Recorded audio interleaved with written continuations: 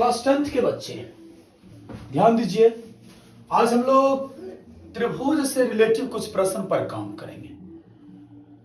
तो इसका एक इंपॉर्टेंट चैप्टर है एक्सरसाइज 6.2 जिस पर काम कर रहा हूं। इसका पहला प्रश्न देखिए, गौर से समझिए। पहला प्रश्न कह रहा है, दो चित्र दिया गया है। पहला में दो प्रश्न है, ध्यान दीजिए। और 1 सेकेंड। इस प्रकार का एक त्रिभुज बनाया गया है नंबर 1 क्वेश्चन में। बड़ा ही सुंदर चैप्टर है और ज्यादा इंपॉर्टेंट चैप्टर है, पूरा माइंड दीजिए सब कोई। और इसमें दिया गया है एक ऐसा, समझ गए हैं?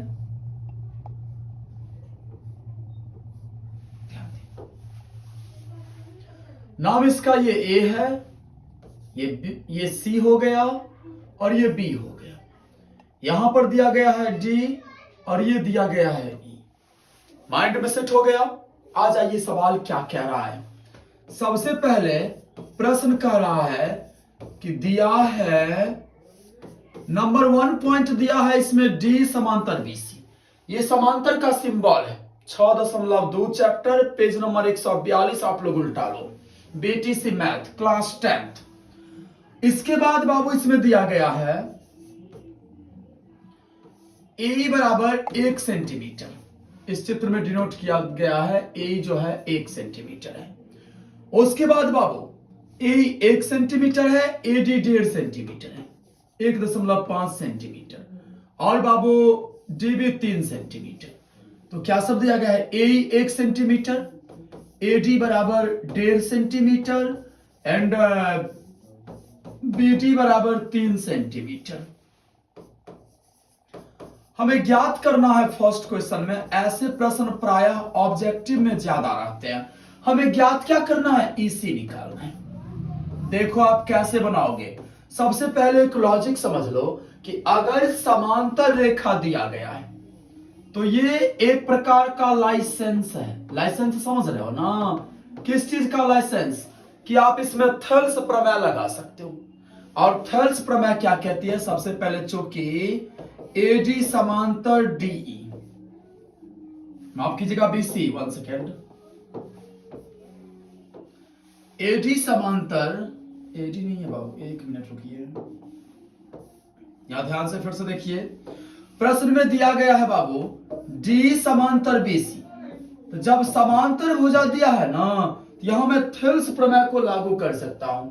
और थेल्स प्रमेय क्या कहती है बाबू, एडी बट्टा डीबी बराबर ए बट्टा एसी। ये थेल्स प्रमेय कहती है, थेल्स से। अब आप इस पर वैल्यू पुट कीजिए, बात समझ गए। अगर मैं इस पर वैल्यू डालता हूं तो एडी के बदला में मैं क्या वैल्यू डालूंगा, एडी हमारा कितना है, एडी 1.5 बट्टा डीबी हो गया 3 बराबर ए हो गया 1 बट्टा ईसी। अब चलिए दशमलव बढ़ाया, हो गया ना 15 दूना 30, देन ईसी बराबर हो गया 2 सेंटीमीटर। ये हमारा आंसर हो गया। आ गया पहला सवाल समझ में, कोई डाउट किसी को। ये मेरा बना फर्स्ट क्वेश्चन। अब इसी के 2 नंबर प्रश्न देखिए। प्रश्न इसमें 2 भी है और 2 में भी एक त्रिभुज बनाया गया है, ध्यान दीजिएगा। ऐसा त्रिभुज है 2 में, बात समझ गए। इसके नाम दिए गए हैं ए, यहां पर डी है, यहां पर बी है, ये हो गया सी और ये हो गया ई। और वैल्यू दिया गया है डी भी 7.2 सेंटीमीटर, ये हो गया 5.4 सेंटीमीटर, ये 1.8 सेंटीमीटर। और जिस प्रकार हमने उसमें ईसी निकाला, इस प्रश्न में हमें एडी निकालना है। प्रोसेस सेम है। इसमें भी दिया गया है डी समांतर बीसी। ध्यान दीजिएगा, दिया है प्रश्न में क्या चीज, डी समांतर बीसी, और दिया गया है ए बराबर 1.8 सेंटीमीटर, उसके बाद एसी बराबर 5.4 सेंटीमीटर।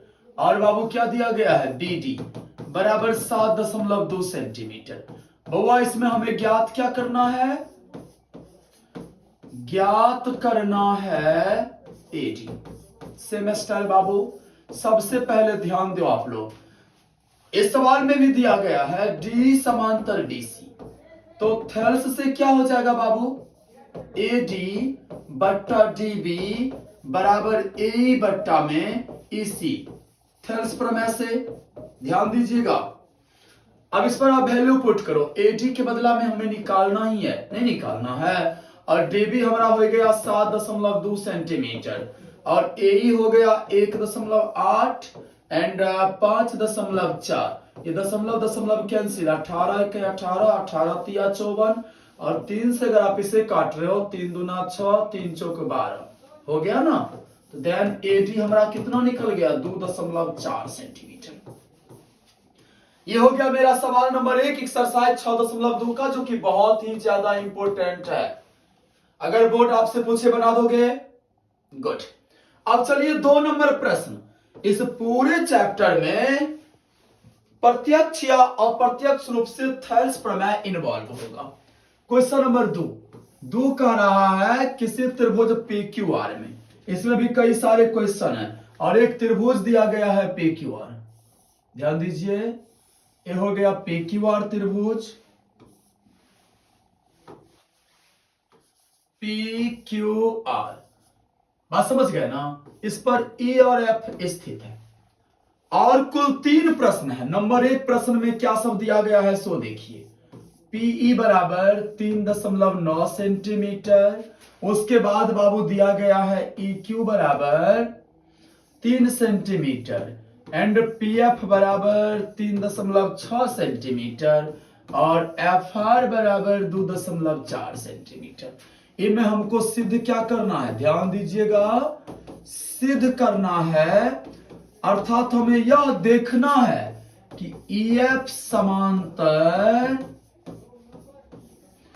QR है या नहीं। माइंड में सेट, हमें क्या सिद्ध करना है समझ गए आप लोग।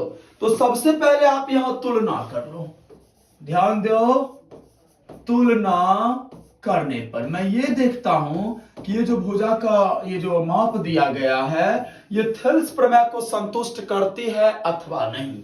तो मैं, ध्यान दीजिए बाबू, P बट्टा EQ पहले कीजिए, तो PE बट्टा EQ कितना निकल जाएगा, P तो हमारा है 3.9 और बट्टा में 3 हो गया 13 तिया 39 और 10 तिया 30।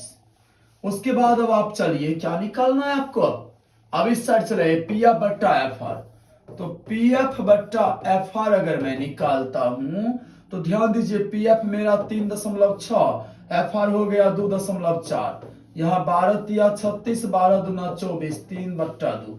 हमने यहाँ क्या देखा, देखिए दोनों वैल्यू समान नहीं ना आया है, क्या लिखेंगे यहाँ P बट्टा EQ बराबर नोट PF बट्टा FR, और जब ये एक रंग नहीं होगा ना तो समांतर नहीं होगा। तो पहला प्रश्न का क्या आंसर हो गया, समांतर नहीं। समांतर कब होती बाबू, जब ये दोनों को जो मैंने इक्वल किया ना, ये अगर एक रंग रहती तब समांतर होती, ठीक है। इसी का 2 नंबर सवाल, चलिए फिर से मैं एक त्रिभुज बना लूं, ये हमारा त्रिभुज हो गया, नाम तो सेम देना है बाबू, PQR E और F, बात समझ गए। इसमें चलिए 2 नंबर में क्या सब वैल्यू दिया गया है, सबसे पहले दिया गया है बुआ, दिया है, ध्यान दीजिएगा, P बराबर 4 सेंटीमीटर, QE बराबर 4.5 सेंटीमीटर एंड PF कितना, PF 8 सेंटीमीटर और दिया गया है बुआ RF 9 सेंटीमीटर। सीधा में यही पॉइंट इसमें भी करना है। तो इसको जब मैं बनाऊंगा तो सबसे पहले जब मैं तुलना करूंगा, ध्यान दीजिएगा, सेम स्टाइल से मैं तुलना कर लूंगा। तुलना करने पर तो मैं P बट्टा EQ करूंगा, तो PE बट्टा EQ कितना निकल गया, 4 बट्टा 4.5, तो 5 अट्ठे 40 और 5 नमा 45। अब इधर चले आइए, PF बट्टा FR कितना हो गया 8/9। यहां आपने क्या देखा, दोनों सेम है ना जी, सेम। मैं लिखूंगा यहां P/EQ बराबर PF/FR। अतः थेल्स प्रमेय के विलोम से क्या हो जाएगा बाबू, EF समांतर QR। एक बात और ध्यान से समझ लीजिए, किसी किसी क्वेश्चन में ना PE और PQ दिया रहेगा, माने ये स्मॉल साइड और ये पूरा, बस समझ गए। तुलना उसमें भी मुझे सेम करना है। अगर P बट्टा, ध्यान दीजिए थेल्स प्रमेय के दो रूप होते हैं, एक तो P/EQ बराबर PF/FR। इसी को अगर आप मॉडिफाई करोगे ना तो क्या हो जाएगा, P/PQ, अर्थात ये स्मॉल p बट्टा पूरा बड़ा PQ और बराबर हो जाएगा PF/PR। बात समझ गए। अगर इस टाइप्स के भी क्वेश्चन हैं तो आप इसको इसी सेम स्टाइल से बनाओगे। इसमें एक और प्रश्न आप बना लोगे, गुड। अब मैं चल रहा हूं क्वेश्चन नंबर 3, बड़ा ही सुंदर सवाल, 3 नंबर प्रश्न संख्या 3। ध्यान दीजिए, 3 कह रहा है कि आकृति एक बगल में दिया गया है बाबू, ध्यान दीजिएगा कैसा आकृति है, देखिए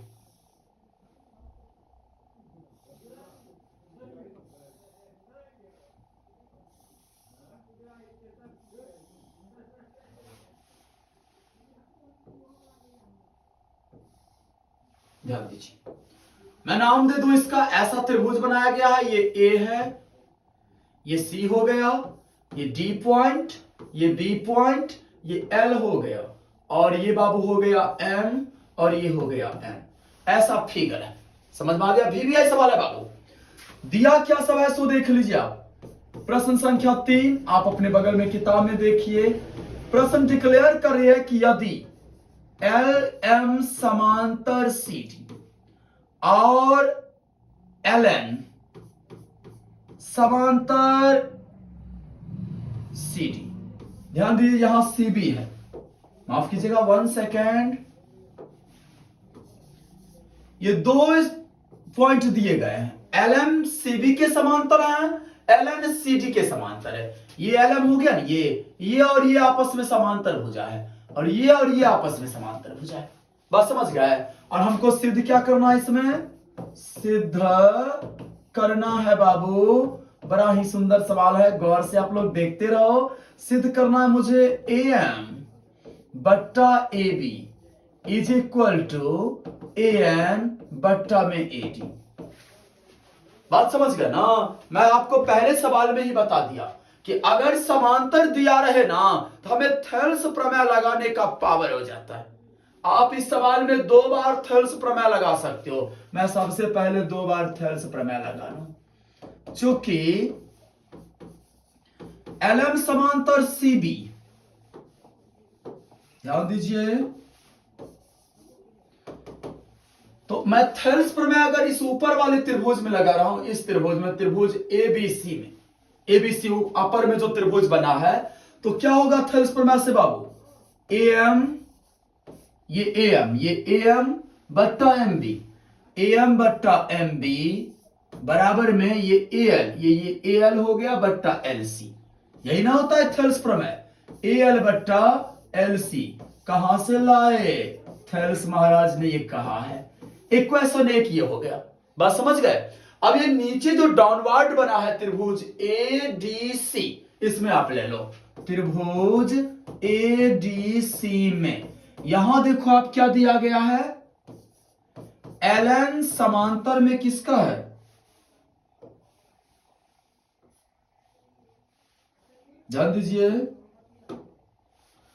LN समांतर है इसका CD का, इसलिए यहां क्या बन जाएगा बाबू, यहां अगर मैं थेल्स लगाता हूं तो AN/ND बराबर AL/LC, AN/ND बराबर AL/LC, ये भी थेल्स से, ये 2 नंबर इक्वेशन हो गया। अब आप क्या करोगे सो समझो। अब मैं क्या करूंगा, इस इक्वेशन को मैं बाबू बराबर कर लूंगा, बात समझ रहे हैं आप। क्या करूंगा, परिणाम 1 बराबर 2 करने पर अगर मैं दोनों इक्वेशन को बराबर करता हूं ना तो am बट्टा mb, ध्यान से देखिए, माफ कीजिए 1 सेकेंड, ये नहीं ये सेम ना कटेगा। AL बट्टा LC इसमें भी है और इसमें ही है। जब जैसे ही मैं ये समीकरण को बराबर करूंगा तो समान जो होता है वो कैंसल आउट हो जाता है, ये दोनों कैंसल आउट हो गया। अब बचा क्या, पहला इक्वेशन में बचा मेरा, याद रखिएगा जब भी मैं दो इक्वेशन को बराबर करूंगा ना तो दोनों इक्वेशन में जो समान है वो खत्म हो जाएंगे। जैसे इसमें AL बट्टा LC खत्म हो गया, पहला इक्वेशन में बच गया AM बट्टा MB और बराबर हो गया बाबू क्या, AN बट्टा में ND। लेकिन हमें तो ये सिद्ध नहीं करना, काफी हद तक मेरा सवाल सिद्ध हो गया है। अपर वाला पॉइंट तो सिद्ध हो गया, इसमें भी AM है, हमने भी AM सिद्ध कर दिया, ई में भी AN है, हमने भी कर दिया, ये नीचे वाला नहीं मिला है, नहीं ना मिला है। घबराइए बिल्कुल नहीं, बस सवाल के करीब हम पहुंच चुके हैं। अब कैसे बनाएंगे, अब इसको आप व्युत्क्रम कर लो, ध्यान दो प्रोसेस को देखो। व्युत्क्रम माने उल्टा करने पर मैं इस दोनों पक्ष को क्या करूंगा, उल्टा कर दूंगा, क्या हो जाएगा बाबू, MB बट्टा AM और इज इक्वल टू ND बट्टा AN। बस कुछ देर और हो गया ना। अब मैं इस इक्वेशन में दोनों तरफ क्या करूंगा बाबू, एक जोड़ कर दूंगा, बस समझ गया ना, दोनों तरफ मैं क्या करूंगा, एक जोड़ कर दूंगा। क्या लिखेंगे, दोनों तरफ एक जोड़ने पर, मैंने जोड़ा तो देन क्या हो जाएगा, MB बट्टा AM और मैं एक जोड़ रहा हूं तो प्लस 1 और इस तरफ भी क्या हो जाएगा, ND बट्टा AN। बाबू मैंने दोनों तरफ एक जोड़ दिया, अब आप भिन्न का जोड़ कर लो, AM लघुत्तम हो गया LCM, देन MB और प्लस AM, इस पक्ष में क्या हो गया, AN लघुत्तम ND प्लस AN। ध्यान दिए रहिए। अब आप ना कुछ देर के लिए फिगर पर चलिए, देखिए बाबू यहां क्या है पॉइंट, MB प्लस AM, तो MB और AM को अगर मैं जोड़ता हूं तो ये दोनों जुड़ के क्या बनाएगा, AB बनाएगा जी। इस दोनों के बदला में मैं क्या लिखूं, AB बट्टा AM, देख लिए ना। अब चलिए ND प्लस AN, ND जोड़ AN, ये दोनों मिलके AD बना देगा, E के बदला में मैं AD लिखूं बट्टा AN। अब फिर से मैं एक बार उल्टा कर दूं यहां, बात समझे। अगर मैं दोबारा व्युत्क्रम इसका करता हूं, व्युत्क्रम करने पर, बात समझ गया ना, तो क्या हो जाएगा, ये उलट जाएगा, उलट के क्या बन जाएगा, AM बट्टा में AB और ये उलट के क्या बनेगा, AN बट्टा में AD। आप देख लो, यही मुझे प्रूफ करना था, है ना मजेदार क्वेश्चन, गुड, समझ गए सब कोई। अब मैं चलूंगा 4 नंबर क्वेश्चन। 4 मेरे पास जो बुक है उसमें थोड़ा मिटा हुआ है, लेकिन मैं फिर भी समझा रहा हूं आप लोग को, ध्यान दीजिए। 4 नंबर क्वेश्चन, इसमें भी एक त्रिभुज बना है बाबू, ध्यान दो कैसा त्रिभुज बना है,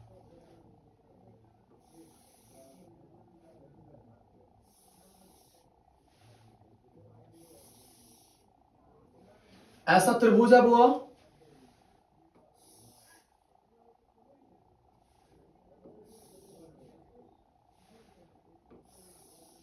ऐसा त्रिभुज है। नाम देख लीजिए क्या सब दिया गया है, ये B है, ये F है, ये पॉइंट E दिया गया है, ये C दिया गया है, ये A दिया गया है और ये D दिया गया है। सवाल आ गया समझ में चित्र इसका। और दिया क्या सब है, ध्यान दो, इस प्रश्न में बहुआ दिया है, सबसे पहले दिया गया है D समांतर AC और इसके बाद DF समांतर A। सबसे पहले तो ये चारों भुजा का स्थिति आप देखो, D कहां है, ये ध्यान दो, ये भुजा, ये जो भुजा है ना, ये भुजा, ये D देखिए हाँ, ये AC के समांतर है, इसके ये और ये समांतर है और ये इसके समांतर है। माइंड में सेट हो गया? कोई डाउट? तो ध्यान दो। और मुझे सिद्ध क्या करना है? इसमें सिद्ध करना है बुआ, 1 सेकेंड,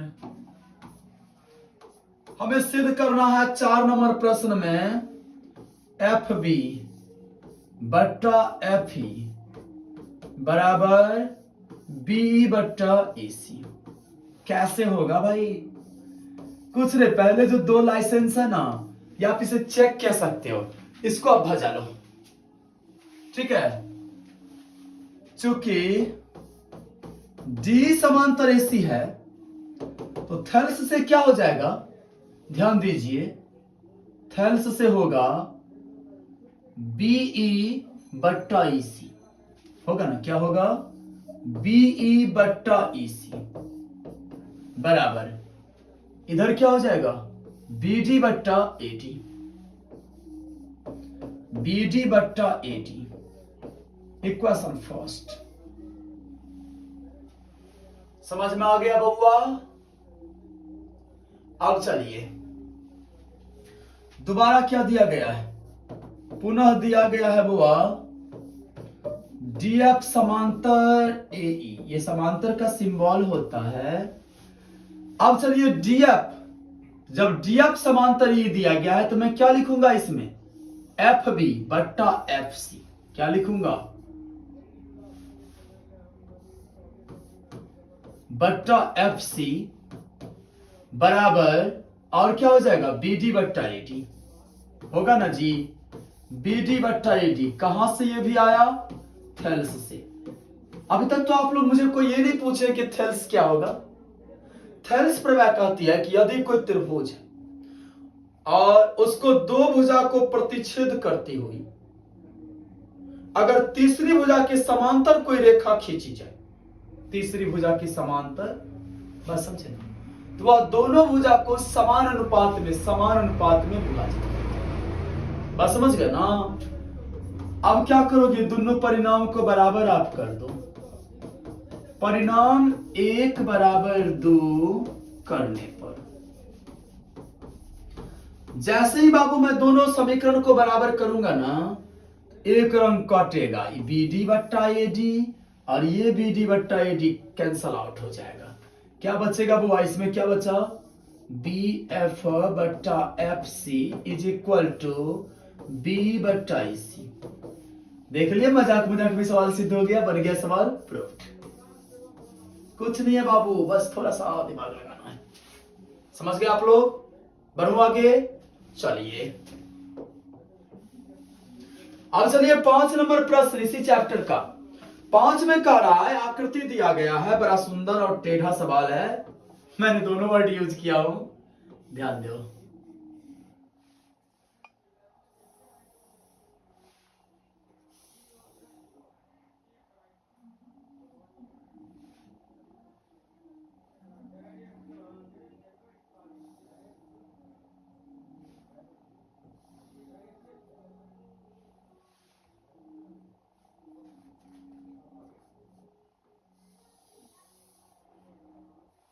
मैं चित्र बना रहा हूं, थोड़ा ध्यान से देखिएगा आप लोग।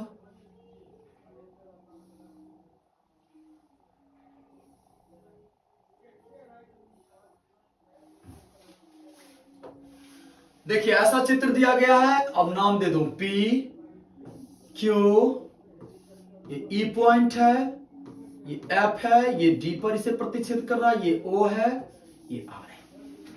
चित्र आया समझ में? दिया क्या सब गया है सो देखिए। Question number 5 6.2 chapter. सबसे पहले प्रश्न कह रहा है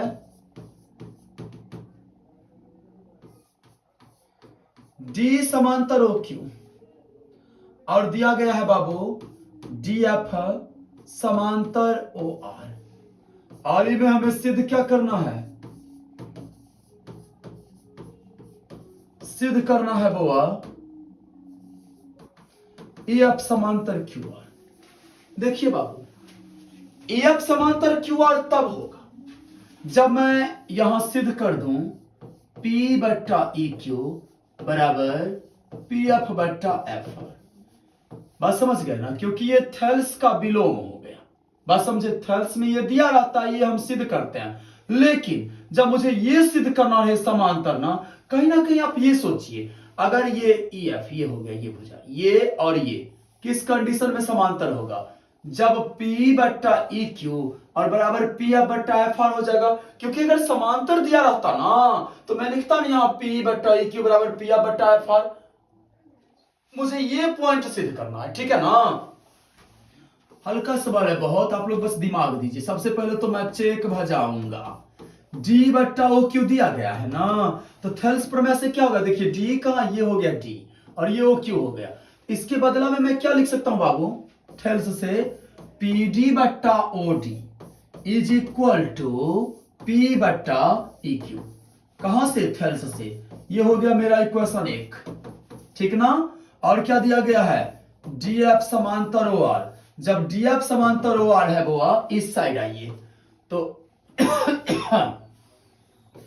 फिर होगा वो PD बट्टा OD is equal to PF बट्टा FR, ये हो गया इक्वेशन 2।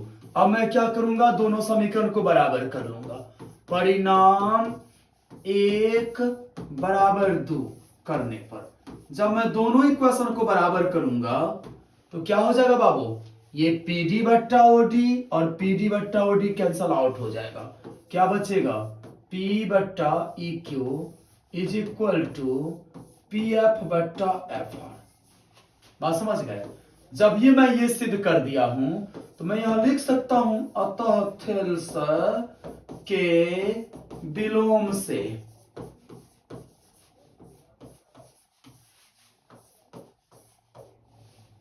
एक सेकेंड, क्या मुझे सिद्ध करना है, थेल्स के विलोम से क्या हो जाएगा, EF समांतर QR हो गया प्रूफ। समझ गया 5 नंबर सवाल आप लोग। अब चलिए 6 नंबर सवाल पर मैं चर्चा करता हूं। क्वेश्चन संख्या 6,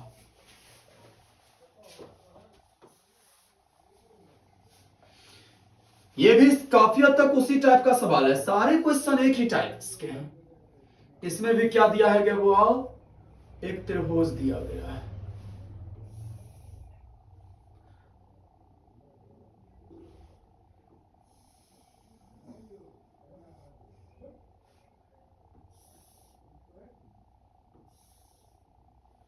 ठीक है।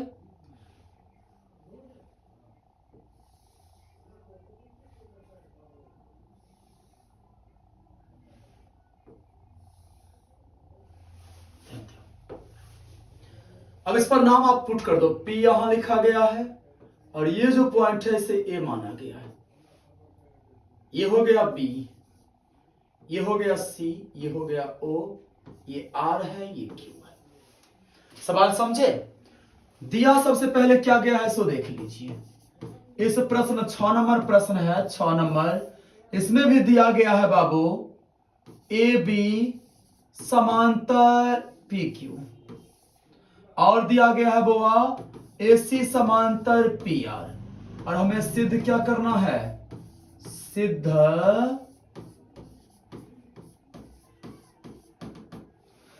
करना है BC समांतर QR, BC समांतर में QR। बात समझ गए। फिर वही बात, ये BC समांतर QR अर्थात ये भुजा समांतर कब होगा, जब इसका रूप कहीं ना कहीं आएगा बाबू OB बट्टा BQ, OB ये OB बट्टा BQ बराबर OC बट्टा CR। तो मुझे कहीं ना कहीं ये बात सिद्ध करना है, वो ऑटोमेटिक सिद्ध हो जाएगा। बस समझे, वही बात पहले जो पॉइंट्स दिए गए हैं समरूप समांतर ना, उस पर मैं वर्क कर लूं। AB समांतर PQ दिया गया है ना, आइए देखिए AB और PQ की स्थिति, A हो गया AB, ये हो गया PQ, तो मैं यहां क्या लिख सकता हूं बाबू, OB बट्टा BQ बराबर क्या हो जाएगा, OA बट्टा PA, OA बट्टा PA, कहां से, थेल्स से। इक्वेशन 1 आ गया समझ में। अब चलिए फिर क्या दिया गया है, AC समांतर PR, मैं उस साइड चलूं, फिर क्या हो जाएगा OC बट्टा CR थेल्स से बराबर OA बट्टा PA। कुछ कहां करना पड़ रहा है, कितना आसान सवाल है। देखिए तो बस इक्वेशन बनाओ, इक्वल कर दो, ना जोड़ बना करने का झंझट, ना घटाओ ना गुना, ना भाग करने का झंझट। बस अब क्या करोगे, परिणाम 1 बराबर 2, परिणाम 1 बराबर 2 जैसे ही करूंगा देन क्या हो जाएगा बाबू, OA बट्टा PA, और OA बट्टा PA कैंसिल आउट हो जाएगा, बचा क्या, OB बट्टा BQ is equal to OC बट्टा CR। अतः